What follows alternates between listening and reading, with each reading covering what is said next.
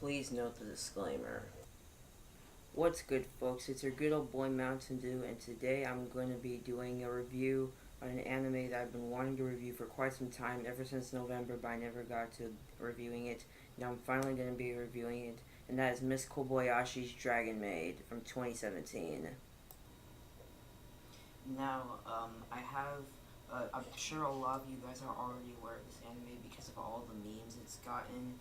And just to let you know, I originally was not going to watch this anime at all just because it didn't really look interesting at all to me. But after seeing it blowing up constantly in my recommendeds, I finally decided to give it a shot. And honestly, what I got was totally not what I expected at all. Now let's get into that. So we might as well start off with Kama-san because she is one of the main characters at the end of the day, and she is yes,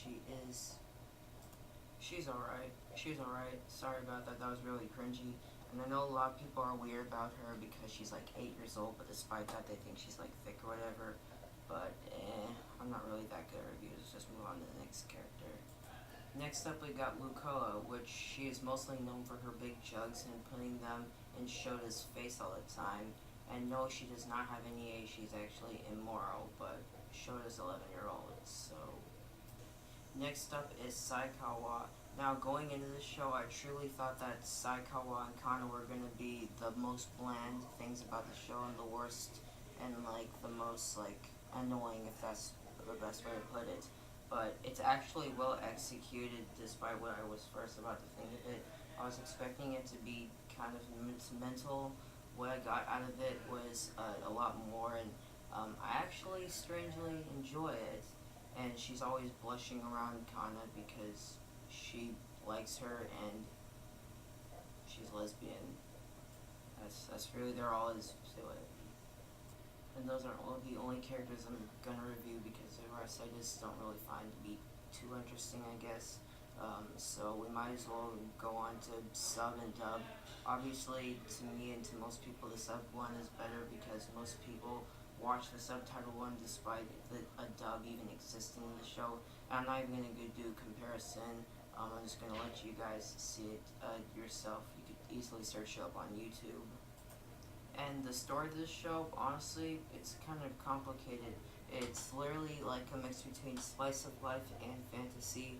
Like when Toru just comes out of nowhere into Koboyashi's life, and then Koboyashi comes into Toru's world, and then like it's like kind of two stories at once, like two sides. Like one is fantasy, which is where Kana and her buds come from, and the other is the world that, obviously the main human world where Saikawa comes from and all those other folks. And that's pretty much the whole show for you. What are my thoughts?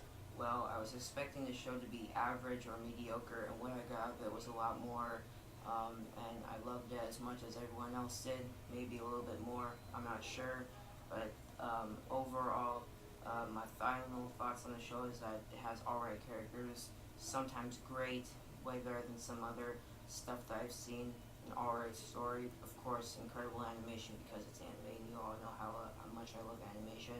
So without further ado, I'm gonna have to give Miss Koboyashi's Dragon Maid a B plus and an 8 out of 10.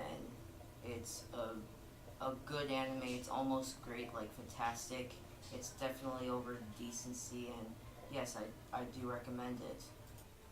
But of course, that's just my opinion. What did you all think of Miss Kobayashi's Dragon Maid? Let me know down in the comments below, and I'll see you guys in another video.